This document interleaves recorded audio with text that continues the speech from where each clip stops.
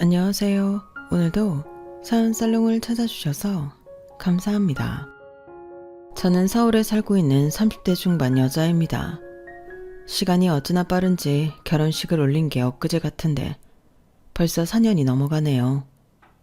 늘 이곳에 올라오는 여러 가지 시댁 사연을 보면서 같이 분노도 하고 통쾌하기도 하면서 언젠가 저도 여기에 사연을 올려볼 날이 올까 궁금했었는데 이런 날이 오기는 하네요. 사실 제 시댁살이는 여기에 사연으로 올리기엔 너무나 현실적인 고구마의 연속이었어요. 요즘은 특히나 다들 무조건 참는 게 답이 아니다. 참고 산다고 누가 알아주는 거 아니다. 오히려 참는 만큼 병난다. 라는 추세라 그런지 처음엔 좀 답답하게 시댁에 당하는 사연이더라도 끝은 항상 속 시원하게 끝이 나더라고요. 저도 그런 이야기들을 들으면서 뼛속까지 대리만족을 느끼기도 했고 언젠가는 저렇게 속 시원하게 복수를 할 수 있을까 꿈꾸기도 했어요. 하지만 제 앞에 현실에서는 막상 사이다처럼 통쾌하게 복수를 할 만한 계기도 그럴 만한 타이밍도 주어지지 않더라고요. 그래서 스스로 생각하기에도 참 애석하다 싶을 만큼 답답한 시댁살이를 했던 것 같아요. 여기까지만 들으신다면 다들 왜 그렇게 참고 살았냐 제게 묻고 싶으시겠지만 제가 경우 없는 시부모님과 시누이를 참고 지금까지 살아온 이유는 딱 하나였어요. 바로 남편이었죠. 다른 사람은 몰라도 남편만큼은 제게 정말 잘했거든요. 요새는 시댁이 잘못하면 남편도 버리라고 하지만 저는 차마 그럴 수 없을 정도로 남편과는 아무런 문제가 없었어요. 아니, 아무런 문제가 없는 수준이 아니라 다시는 이런 사람을 만날 수 없을 거란 생각이 들 정도로 남편과 사이가 좋았거든요. 저와 남편은 회사 입사 동기였어요. 저희 회사가 업계 특성상 연령대가 조금 높고 신입을 잘 뽑지 않는 분위기였는데 간만에 신입을 뽑던 해에 남편과 제가 붙었던 거죠. 사내에서 손꼽힐 만큼 적은 20대의 입사 동기이니 낯선 회사 생활에 의지하고 재미를 붙일 곳은 서로밖에 없었죠. 처음에 사내 연애는 피곤해진다는 생각에 생각조차 않고 있었지만 회사 점심시간에 자연스럽게 이야기를 많이 나누다 보니 어느새 금방 친해져 있었어요. 그러다 보니 회사 밖에서도 퇴근하고 한두 번 저녁을 먹기도 하고 맥주도 한두 잔 하면서 개인적으로 보는 시간도 늘어났고 그렇게 자연스럽게 연애가 시작됐어요. 남편이랑은 이상하게도 처음 봤을 때부터 하나부터 열까지 잘 맞았던 것 같아요. 무엇보다 성격이 저랑 너무 신기할 정도로 비슷했고 좋아하는 취미도 비슷했어요. 그래서인지 많은 연인들이 연애 초에 서로 성격 차이를 맞춰나가는 과정에서 일어나는 자잘한 싸움들도 없었고 취미가 안 맞아서 만남이 재미가 없어지는 일도 없었어요. 그래서 제 또래 친구들의 연애와 비교했을 때 굉장히 순탄하고 평화로운 연애를 했던 것 같아요. 오죽하면 제 친구들도 다 제 남자친구를 좋게 보고 만난 지 3년쯤 넘어갔을 쯤엔 다들 남자친구 꽉 잡아서 결혼하라고 성화였어요. 야, 너는 다른 사람 더 만나볼 필요도 없고 지금 남자친구랑 잘 만나다가 그냥 결혼해. 직장도 같고 집안 형편도 비슷하고 무엇보다 내 주변에 너네처럼 잡음 없이 연애하는 커플도 없다. 다들 얼마나 혈기왕성한지 맨날 이래서 싸웠네 저래서 싸웠네 하는데 니네처럼 평화로운 커플 만나기도 쉽지 않아. 에이, 우리도 가끔가다 싸우긴 해. 자주가 아니라서 그렇지. 그러니까 그 가끔 싸우는 게 흔치 않은 거라니까? 너무 안 싸우는 커플도 문제 있는 거래. 가끔 싸우는 거면 건강한 커플이랑 소리지. 그게 그렇게 되나? 아무튼 나도 지금 남자친구 너무 좋아. 같이 있으면 편안하고 안정감이 드는 사람이야. 근데 좀 불안하긴 하다. 어떻게 니네처럼 모든 게 다 잘 맞을 수가 있지? 그런 연애는 드라마에나 있는 줄 알았는데. 아니지. 드라마에도 니네 같은 연애는 없다. 드라마에도 꼭 남녀 주인공한테 실현이 있잖아. 집안의 반대 같은. 그러게. 야, 그렇게 말하니까 괜히 무슨 실현이 닥쳐올 것 같잖아. 불안하게. 농담이지. 그냥 신기해서 그래. 신기해서. 하지만 왜 불길한 예감은 틀리지 않는지 제게는 그런 시련이 시댁살이었던 것 같아요. 뭐 친구 말대로 집안에 반대가 딱히 있었거나 하진 않았어요. 앞서 말한 대로 집안 형편도 그럭저럭 비슷했고 직장이야 같은 회사에 다니니 말할 것도 없었는데 딱히 서로의 집안에서 반대할 이유는 없었죠. 저도 결혼 전까진 그런 줄로만 알았어요.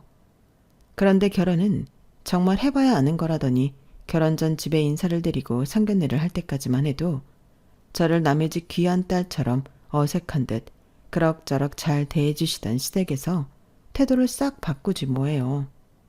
아니, 정확히 말하면 처음부터 이랬던 건 아니었어요. 처음에는 그냥 예상 가능한 수준의 시집살이였거든요. 밥을 먹고 나면 당연히 며느리가 뒷정리를 다 해야 하고 시부모님과 시누이 그리고 남편은 거실에서 TV 보며 담소를 나눠야 한다는 득의 사상이요.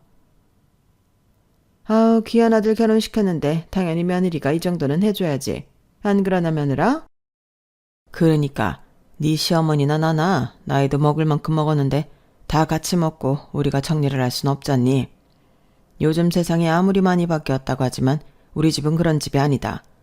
우리 집에 시집 왔으니 우리 가치관을 좀 따라주었으면 한다. 너무나 당연하다는 듯 강요하는 사상에 말문이 막혔지만 뭐 저도 매체에서 워낙 많이 봐와서 익숙해져 버린 건지 그럴 수도 있겠다 싶었던 것 같아요. 무엇보다 제가 그런 상황을 묵묵히 잘 넘길 수 있었던 건 이런 일들이 생길 때마다 든든하게 제 편을 들어주었던 남편 덕분이었어요. 엄마 아빠, 며느리 생겨서 좋으신 건 알겠는데 며느리가 우리 집에 집안일하러 오려고 저랑 결혼해 준 건 아니잖아요. 제가 할게요. 아니 이렇게 알아듣게 이야기했는데도 네가 나서면 어떡해. 남자는 옛날부터 부엌에 들어가는 거 아니랬어? 요즘 세상이 어찌 돌아가는지 모르겠다만 나는 결혼까지 한 내 아들이 부엌 들어가서 손 걷어붙이고 일하는 꼴 못 본다. 내가 언제 네 손에 물 한 방울이라도 묻히는 꼴 본 적 있니? 저 고생 안 하게끔 키워주신 건 감사하지만 이제는 저도 가정이 생긴 사람인데 손 걷어붙이고 일해야죠. 엄마, 제 아내가 혼자 고생하는 꼴 저도 못 봐요. 시부모님의 못 믿어온 얼굴에도 남편은 꼭 저를 따라 부엌에 들어왔어요. 그리고는 시부모님께서 쉬고 계신 틈을 타 저를 부엌 식탁 앞에 앉히고는 자기가 대신 일을 해줬어요. 여보 그만해. 이제 남은 건 내가 할게. 운전하고 오느라 힘들었을 거 아니야. 아니야. 우리 집에서 먹은 건데 내가 다 해야지. 그래도 나눠서 같이 하면 좋잖아. 됐어. 당신은 여기 와 있는 것만 해도 긴장되고 피곤할 텐데 좀 쉬어. 맘 같아선 저기 가서 같이 쉬라고 하고 싶은데 저기 있으면 쉬어도 쉬는 게 아닐 것 같아서. 나 설거지하는 거 지켜나 보고 있어줘. 그게 도와주는 거야. 참 그럴 때마다 제가 남편 하나는 잘 만났다는 생각이 들더군요. 시집살이는 평범한 수준인데 남편은 중간 역할을 너무 잘해주니 시집살이를 하고 있다는 느낌도 잘 안 났어요. 그렇게 본인 집에서 제가 떠맡은 일을 대신 다 해주면 적어도 제 친정에 갔을 때 일은 좀 안 해도 싶을 만도 한데 남편은 친정에 가서도 꼭 손 걷어붙이고 저희 부모님께 싹싹하게 굴었죠. 여보 됐어 그만해. 우리 집에서 내가 할게. 시댁에선 맨날 당신이 다 하잖아. 아 아니야. 오랜만에 친정 왔는데 장모님이랑 장인어른이랑 편하게 좋은 시간 좀 보내야지. 결혼하고 나선 가족끼리 온전히 보낼 시간도 별로 없는데 이럴 때 사위가 빠져주면 얼마나 좋아? 전부 제 남편 입에서 나온 말이지만 지금 생각해도 참 현실감 없게 느껴질 정도로 행복했어요. 남편이 그렇게 명절마다 시댁이고 친정이고 다 일을 빼지 않고 떠맡아 하니 저도 남편을 더 위하게 되고 잘 챙겨주고 싶더라고요. 그러다 보니 저희 부부는 사이가 좋을 수밖에 없었죠. 엄마 생각엔 네가 그때 그 회사에 들어갔던 게 너한텐 정말 천운인 것 같다. 김서방 같은 남편이 어딨어. 네 아빠가 김서방 나이였을 때 생각하면 엄만 정말 생각하기도 싫다. 천하의 효자에 어찌나 지 엄마 편만 드는지. 여보, 이 좋은 날 또 그 얘기가 왜 나와요? 젊을 때 받은 상처는 평생 가요. 그러니까 그때 나한테 잘했어야지. 그땐 남자들은 다 그래야 되는 줄 알았지. 세상이 이렇게 바뀔 줄 알았나? 친정 엄마께서는 제게 잘해주는 남편을 보며 흐뭇해하셨고 아빠와 비교하면서 투닥대기도 하셨어요. 명절이 끝나고 기혼인 친구들과 만나서 명절을 어떻게 보냈는지 이야기해주면 친구들도 다 혀를 내둘렀죠. 야, 네 얘기 들으니까 나 완전 이혼하고 싶다. 세상에 니네 남편 같은 남편도 있었네. 이런 남자가 있는 줄 알았으면 내가 내 남편이랑 결혼 안 했지. 와, 진짜 속고 산 기분이다. 그니까 우리 명절 보내고 오면 남편 욕하기 바쁜데 얜 자랑할 거밖에 없네.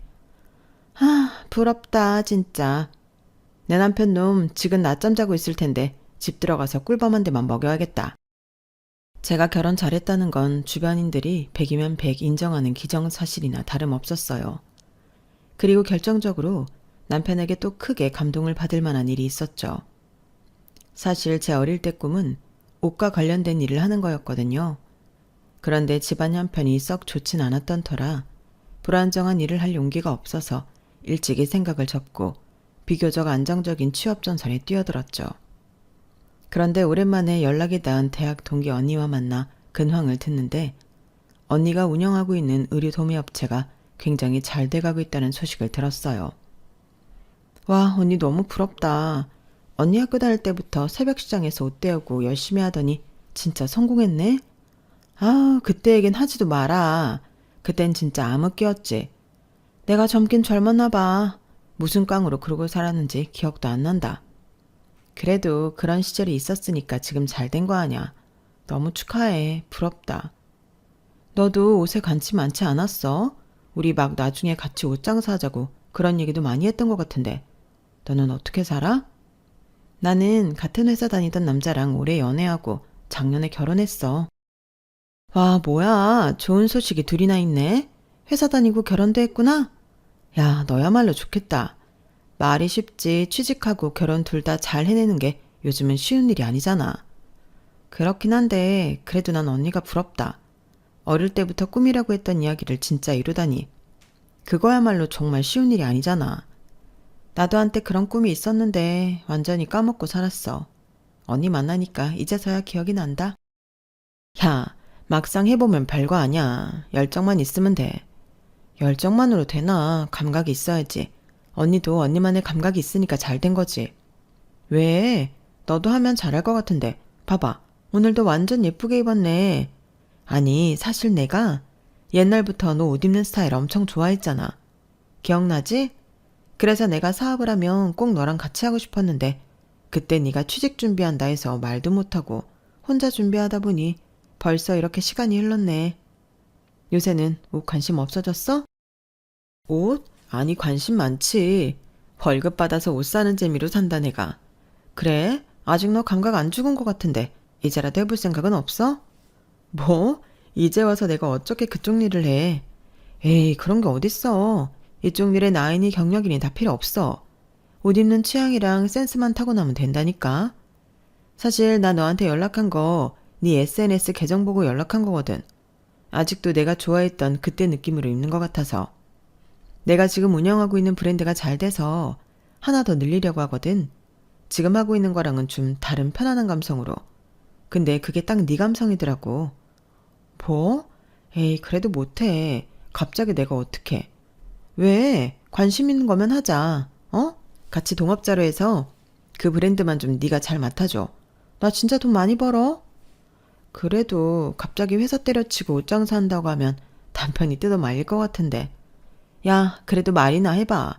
너무 뜯어 말리면 내가 설득시켜 볼게. 남편도 내 통장에 찍힌 돈 보면 생각 달라질걸? 에이, 무슨 돈 때문에 그러나. 아무튼 알겠어. 얘기나 해볼게. 그래, 꼭 얘기는 해봐. 약속이다. 처음에는 언니 얘기를 한 귀로 듣고 한 귀로 흘리려고 했지만 막상 언니가 운영하는 브랜드 옷들을 보니 마음이 혹했어요. 언니랑은 어릴 때부터 취향이 너무 잘 맞았는데 정말 아직도 그렇더라고요. 사실 그때 제가 다니고 있던 회사는 직무 자체가 저에게 잘 맞는 직무는 아니어서 매일 가슴속에 사직서를 품고 살았거든요.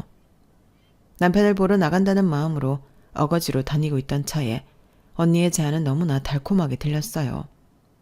하지만 동시에 회사에 비해 불안정하고 현실성 없게 느껴지기도 했죠. 그래서 남편에게 굳이 이야기하지 않고 있었는데 일주일이 지나자 언니에게서 연락이 빗발치더라고요. 몇 번 둘러대다가 더 이상 핑곗거리가 떨어졌을 때쯤 결국 그냥 질러나 보자 하는 마음으로 남편에게 이야기를 꺼냈어요. 여보, 있잖아. 나 회사 때려치고 다른 일 해도 돼? 뭐? 갑자기 왜? 사실은 내가 어릴 때부터 의리 쪽 일을 해보고 싶었거든? 근데 대학교 때 친했던 언니가 지금 그쪽 일을 하는데 사업이 되게 잘 되거든. 나한테 같이 일해보자고 제안이 들어왔는데 해? 어? 해보고 싶었던 일이라며? 좋은 기회인데 해봐야지 그럼. 다른 건 안 물어봐? 어떤 일인지 안정적이긴 한지 수입은 어떤지 그런 것도? 뭘 물어봐. 당신 어릴 때부터 꿈이었으면 무조건 기회가 왔을 때 잡아야지. 친한 언니가 제안한 거라며? 그럼 적응하기도 더 쉬울 거고 더 할 나위가 없어 보이는데? 그래도 새 브랜드 준비하는 동안은 당분간 당신 혼자 일해야 될 수도 있고 한데 괜찮겠어? 안 괜찮을 게 뭐야. 한 명만 꾸준히 일하면 되지. 이럴 때 남편 써먹어야지 뭘 걱정해.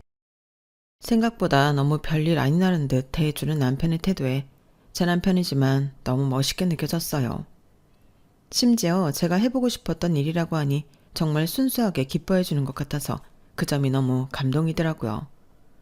솔직히 저 스스로조차도 언니의 제안을 덥석 받아들여도 될지 자신이 없었는데 저에 대한 어떤 의심도 없이 무한하게 신뢰해주는 남편을 보니 없던 자신감마저 생기더라고요.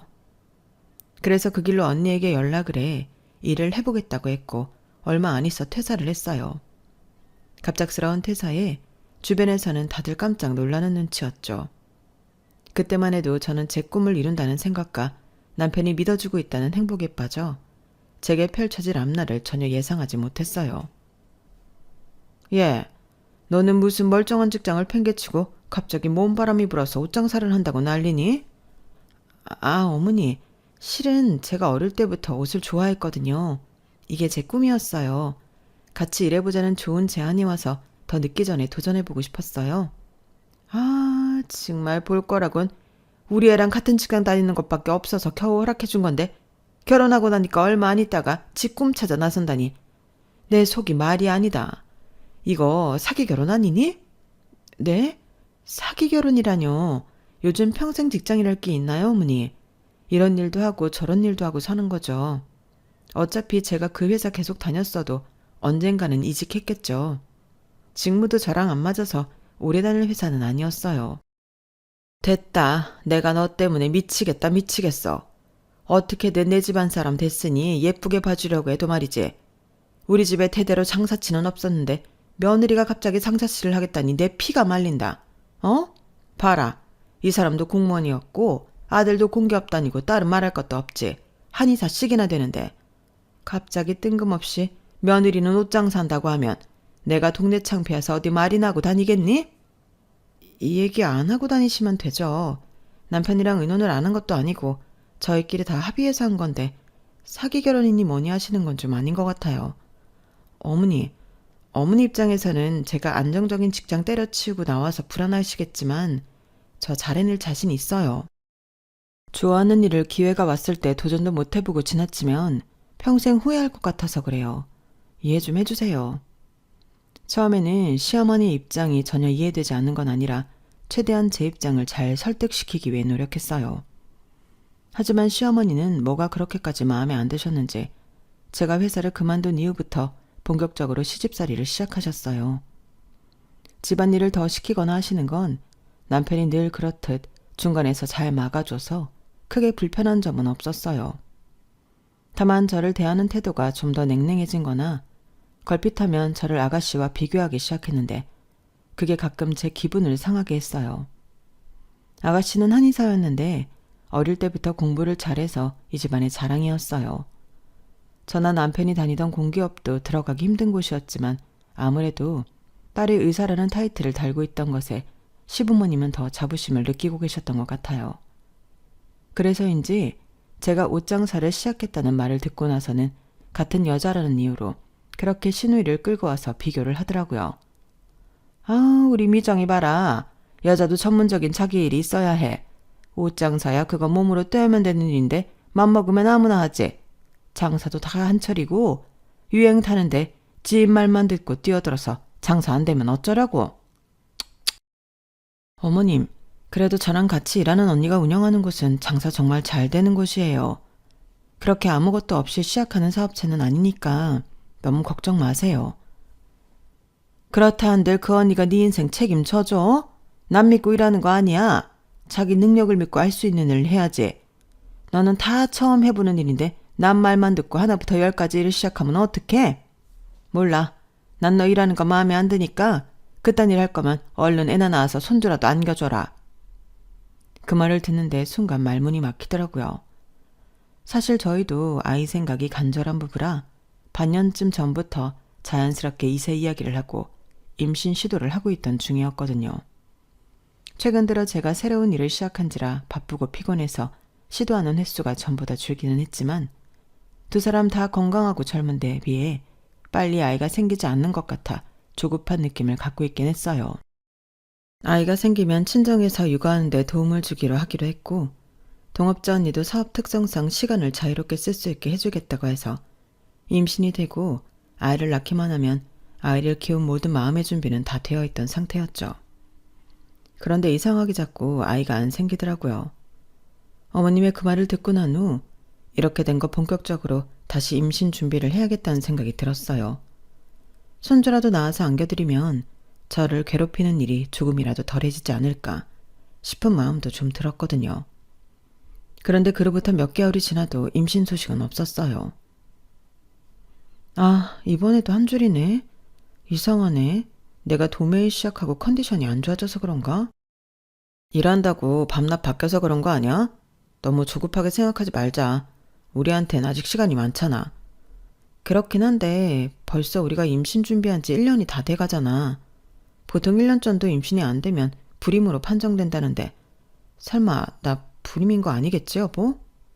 불임이면 어때? 괜찮아 여보. 아이 못 갖는다고 세상 무너지는 거 아니니까 진정해. 그래도 당신 아이 갖고 싶어 하지 않았어? 물론 아이 생겼으면 싶은 건 나도 마찬가지긴 하지만 만약 나 때문이면 어떡하지? 너무 걱정돼. 일어나지도 않은 일 미리 걱정하지 마. 그리고 그렇다고 한들 뭐 어때? 우리 둘이서도 충분히 재미있게 살 수 있어. 이때까지 그렇게 살아왔잖아. 조금 아쉽긴 해도 우리가 뭐 애 낳으려고 결혼했나? 우리 둘이 같이 평생 잘 살아보자고 결혼한 거지. 난 당신만 있으면 돼. 당신이 너무 아쉬우면 입양 알아봐도 좋고. 새로운 일을 하겠다고 했을 때도 느꼈지만 남편은 정말 한결같이 어려운 결정을 내릴 때마다 온전한 제 편이 되어주었어요. 그래서 불안했던 마음도 한결 가라앉았죠. 하지만 저희 둘 사이에선 이렇게나 평화롭게 해결되는 일도 시댁에 가면 심각하고 복잡한 일이 됐죠. 남편이 이해해주고 저희 부부간에 이야기가 된 문제라도 시부모님이 이해하지 못하면 그건 큰일로 번져버렸어요. 니네는 애 낳겠다고 한 지가 언젠데 아직도 소식이 없니? 이 정도면 불임검사라도 해봐야 하는 거 아냐? 심기가 불편하긴 했지만 한 번은 짚고 넘어가야 하는 문제라고 느꼈어요. 어디서부터 설명해야 할지 망설이고 있는데 주제가 주제인 만큼 제가 예민하게 받아들일 수 있는 문제라 그런지 남편이 그날따라 바로 끼어들어서 방어를 해주더라고요. 그냥 자연스럽게 생기면 낳고 안 생기면 굳이 억지로 의학 도움 받아서까진 안 낳으려고 해요, 엄마. 아기가 갖고 싶은 건 맞지만 그러다 보면 서로 스트레스 받고 무리하게 되니까 그러긴 싫어요. 얘가 지금 무슨 소리 하니? 그렇게라도 낳아야지. 세상에 아기 낳겠다고 별의 별짓을 다 하는 간절한 부부가 얼마나 많은데. 그 의학적 도움도 젊을 때나 가능한 거지. 나이 덜 들면 체력적으로 힘들고 돈도 더 들어. 허튼 소리 말고 애 생각 있으면 얼른 불임센터 가. 애 없으면 노후에 힘들어. 나랑 네 아빠를 봐라. 다 늙고 이제 써주는 데도 없는데 너랑 네 동생 아니었음 지금 어찌 살겠니? 철없는 소리 말고 얼른 정신 차려. 자식 문제는 저희끼리 잘 이야기했어요. 그냥 지켜봐 주세요, 엄마. 남편의 부드러운 듯 단호한 말투에 설득당한 듯 그대로 주제를 넘기셨던 시어머니셨지만 알고 보니 속내는 따로 있었어요. 아들이 말을 들어줄 것 같지 않았는지 저에게 따로 연락을 하기 시작하시더라고요. 예, 너도 설마 같은 생각인 건 아니지? 나중에 나이 들어서 여자가 남편한테 대접받으려면 애라도 낳아서 잘 길러야 한다. 네가 지금 그 좋은 직장도 때려친 마당에 옷장사 그것도 몇 년 하지도 못할 거 한다고 우겨봐야 얼마나 할 수 있겠니? 애라도 낳아서 길러줘야 남편이 공을 인정해주지. 아니, 시도는 계속 하고 있는 거니? 어떻게 아직까지 소식이 없어? 너 혼자라도 불임센터 가봐야 하는 거 아니냐? 뭐가 문제인지 알아야 될 거 아니야? 잊을만 하면 계속되는 임신을 재촉하는 연락에 저도 서서히 스트레스가 심해지더라고요. 거기다 시댁에 방문할 때마다 도대체 뭐라고 이야기를 전달받은 건지 신우이는 한술 더 떴어요. 아, 우리 오빠 정도면 진짜 여자들한테 인기 많은데. 새언니 그거 모르시죠? 제 한의사 친구들이 전부 저희 오빠 소개받고 싶어서 안달냈었거든요. 제가 오빠 아까워서 소개 안 시켜줬는데 이렇게 새언니 일도 그만두고 애도 못 낳을 거면 그냥 제 친구들 소개시켜줄 걸 그랬나 봐요. 야, 너 지금 그게 무슨 소리야? 새언니한테 예의 안 지켜? 왜? 내가 못할 소리 했니? 그냥 오빠 괜찮은 남자니까 잘하라는 거지. 별뜻 없었어. 너한테 그런 소리 들을 이유 없어. 내가 좋아서 만나자고 한 사람이야. 나랑 결혼해준 것도 고마운데 네가 뭔데 그런 소리를 해? 아, 알겠어 진짜. 아무튼 무서워서 뭐 말을 못하게 해요. 저야 남편이 다 막아주니 생각보단 그럭저럭 참을만 했지만 제가 시댁에서 대놓고 무시를 당하는 포지션이 되자 결국 참다 못한 남편이 자처해서 불임센터에 갔어요. 그런데 뜻밖의 결과를 받았어요. 정자검사를 받았는데 남편 쪽에 문제가 있었던 거예요. 저는 본격적인 검사를 해보지 않았으니 제 쪽에도 문제가 있었을지 모르겠지만 남자 불임 수치와 근접하게 나온 검사 결과에 불임이나 다름없다는 판정을 받았어요. 남편은 차라리 잘 됐다며 시댁의 결과지를 가지고 가 시어머니에게 한 소리 했어요. 보셨죠? 이제야 속이 시원하세요? 제 쪽이 문제래요. 그러니까 이 사람 좀 그만 괴롭히세요. 남편 쪽에 문제가 있다는 걸 알게 된 시댁은 발칵 뒤집혔어요. 시어머니는 대성통곡하시고 시아버지도 표정이 차갑게 굳으셨죠. 여보, 우리 부모님이 이제 더 이상 당신 힘들게 하는 일은 없을 거야. 다 내 문제니까. 근데 정말 미안해. 나 때문에 아이를 못 가지게 돼서. 아니야 여보. 나도 당신이랑 재밌게 살려고 결혼한 건데 아이 필요 없어. 당신이랑 나랑 이렇게 지금처럼 행복하게만 지내고 싶어. 확실히 그날 이후 시댁에서 제게 주는 압박은 말끔히 사라졌지만 죄인 마냥 제게 미안해하는 남편 때문에 기분이 그리 좋지만은 않았어요. 한때 저 역시 저희가 임신이 되지 않는 이유를 스스로에게서 찾은 적이 있었기 때문에 그 기분을 알 것 같았거든요. 이럴까봐 불임센터에 가고 싶지 않았던 건데 기어이 저를 들들 볶아 남편을 검사시킨 시부모님이 참 밉더라고요. 그렇게 싱숭생숭한 나날을 보내고 있던 어느 날 엎친 데 덮친 격으로 아직 결혼도 하지 않은 시누이가 임신을 했어요. 그것도 친구들과 클럽에 갔다가 만난 남자의 아이를요. 아이가 생겼다고 하니 웬만하면 시부모님께서도 결혼을 시키려던 것 같은데 애아빠라고 인사하러 온 남자는 직업도 없고 껄렁껄렁한 양아치였어요. 게다가 아가씨에게 아이를 지우라고 하는 무책임한 놈이라서 결혼은 안 되겠다고 판단한 시부모님이 결국 아이만 낳아서 기르자고 결정을 내리셨죠. 이러면 안 되지만 남편이 불임센터에 가기 전엔 저에게 애도 못 낳는다며 꼽지던 사람이 사고를 쳐서 임신을 해오니 참 기가 막히고 대갚아주고 싶어 입이 근질근질 하더군요. 하지만 시댁에서 늘 자랑거리기만 했던 앞길 창창하던 아가씨가 미혼모가 될 판이니 아주 분위기가 초상집이 다 됐어요. 늘 기세등등하고 저를 은근히 깔보던 얄미운 아가씨가 주눅이 들어있으니 저도 막상 그렇게 대놓고 비아냥대지 못하겠더라고요. 아이를 출산할 날이 가까워질수록 아가씨의 감정 기복이 감당하기 힘들 정도로 널뛰기 시작했어요. 때문에 명절에 시댁에 가면 눈치를 봐야 하는 건 저희 부부의 몫이 됐죠. 엄마, 나 이야기 안 나오면 안 돼? 나 혼자 어떻게 키워? 그냥 그 남자랑 결혼할래. 어? 허락해줘 제발. 야, 그 남자는 너한테 이해도 미련 없어 보이는데 말이 되는 소리래. 이 기집애야, 똑똑한 애가 왜 이렇게 정신을 못 차려? 너 그런 잘 알지도 못하는 양아치랑 결혼하면 평생 네 신세 망쳐. 엄마 말 들어.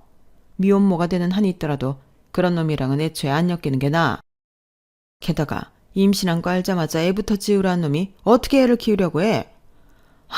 그래도 미혼모가 쉬운 일도 아니고 이미 애 아빠 없이 임신기간 거친 것만 해도 너무 힘들었는데 앞으로 애를 혼자 키울 생각하니까 진짜 너무 우울하고 막막해. 네가 왜 혼자야? 우리 다 있는데. 너희 오빠도 있고 새언니도 있고. 아가씨 아이를 낳는데 갑자기 왜 저희 부부 얘기를 하나 의아하게 생각하고 있는데 갑자기 아가씨가 손뼉을 치며 좋아했어요. 아, 그러네. 새언니가 키워주시면 되겠다. 언니는 남편도 있고 일도 시간 조정해서 할 수 있잖아요. 새언니랑 오빠는 낳고 싶어도 못 낳고 있으니까 대리만족하시면 되겠네요. 네? 아가씨, 그게 무슨 말씀이세요? 설마 아이를 아예 저희한테 맡길 생각은 아니시죠? 저희도 저희 아니면 봐드릴 생각 없어요. 아가씨가 친 사고를 왜 저희 보고 수습하래요? 아가씨 아기는 스스로 키우세요. 어머어머, 매정하게 굴지 마세요. 새언니는 아기 엄청 원하셨으면서 왜 이제 와서 쿨한 척 하세요? 겸사겸사 육아하는 느낌도 내면 좋은 거지. 말도 안 되는 소리 하지 마세요. 키우려면 어머님 도움 받아서 키우세요. 저희는 못 도와드려요. 나름 단호하게 말했는데 아가씨와 시부모님은 들은 채도 안 하는 것 같더라고요. 너무 기분이 상해서 남편에게 하소연을 했는데 남편은 신경 쓰지 말라고 저를 다독여주더군요. 엄마가 걔 달래려고 한 소리겠지. 설마 우리한테 맡긴다고 한들 우리가 거절하면 그만이잖아. 너무 걱정하지 마 여보. 하긴 아가씨가 하도 불안해하니까 시어머니가 위기 모면으로 한 말씀일 수도 있겠다는 생각이 들었어요. 하지만 왜 불길한 예감은 틀리지 않는 건지 아가씨가 산후조리원에서 나오자마자 어머님은 제게 아기를 부탁하셨어요.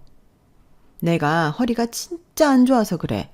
그리고 얘는 바로 병원 일 복귀해야 하는데 어떡하니? 진짜 더도 말고 딱 3달만 부탁할게. 어? 어머님, 신생아 3달이면 진짜 가장 힘들 때 저희한테 부탁하시는 거예요. 저희도 저희 생활이 있는데 어떻게 그래요? 죄송하지만 저희는 아기 못 받으려요. 제가 거절하자 이번에는 작전을 바꿨는지 남편에게 아가씨 전화가 빗발치더라고요. 남편은 그래도 하나뿐인 철없는 동생의 부탁이라 조금은 난감한지 아기를 봐주지는 못하는 대신 아기를 봐주는 시댁에 육아도우미를 붙여주기로 했어요. 저희 쪽에서 그 비용이 나간다는 게 못마땅하긴 했지만 그렇다고 아이의 도움을 외면하기 뭐하다는 남편의 입장도 이해돼서 그것까지 막진 않았어요. 그렇게 아가씨가 낳은 아기는 시댁에서 곱게 키우는 줄로만 알았어요. 그런데 한 5개월쯤 지났을까요? 어머님께서 갑자기 아무 일정도 없는 날 중요하게 할 이야기가 있다며 저와 아가씨를 한자리에 불러 모으셨어요. 어머니, 무슨 일이세요? 갑자기 중요하게 할 말씀이 있다고 하셔서 걱정했어요. 너희 정말 이대로 아예 안 낳을 생각이냐? 네? 네, 안 낳는다기보단 상황이 이렇다 보니 그렇게 된 거죠. 남편이 불임인 걸 다 알면서 굳이 한 번 더 묻는 시어머니가 참 너무하다 싶더라고요.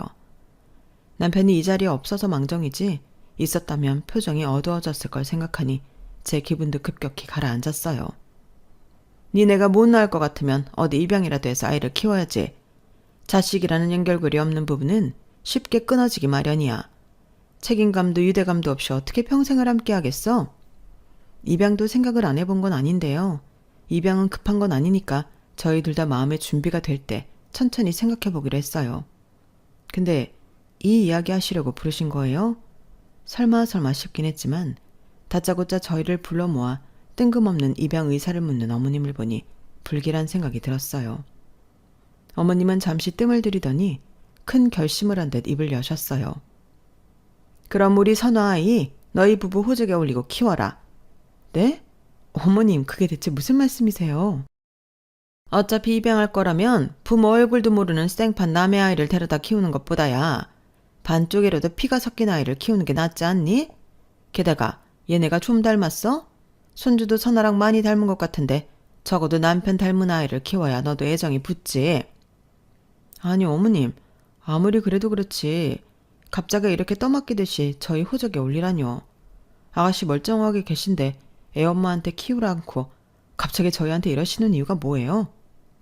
말 같지도 않은 제안에 머리 끝까지 화가 났어요. 듣자 하니 아이가 태어난 지 벌써 반년이 다 돼가는데 아직 출생신고도 안 한 모양이었어요.